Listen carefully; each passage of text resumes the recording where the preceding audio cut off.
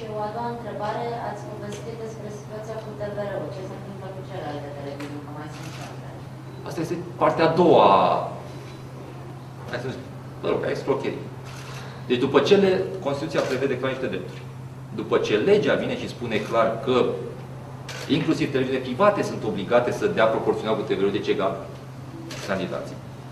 Vine CNA-ul mână-mână cu televiziunile private și spune, bun, da, și voi trebuie să anunțați-o până pe 15, 22.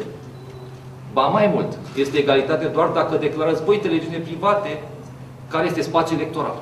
Și doar în spațiul electoral se dă egalitate. Chiar dacă spațiul electoral înseamnă 2 minute pe zi pentru toți candidații. Restul, subînțelegând că e așa, că n-ar fi spațiul electoral, deci poate să dea pe cine vor. Deci, este o escrocherie totală. Deci dacă legea a fost dată de la început și pentru cei privați și pentru televiziune publice să fie egalitate, fiecare interpretă cum a vrut. Deci avem o Constituție, avem drepturi fundamentale, cineva a dat o lege care să anuleze o parte din ele, cineva a dat un fel de norme de interpretare care să le-a interpretat cum a vrut legea și drepturile, iar televiziunea înțeleg fiecare ce vor din ceea ce a dat CNA-ul.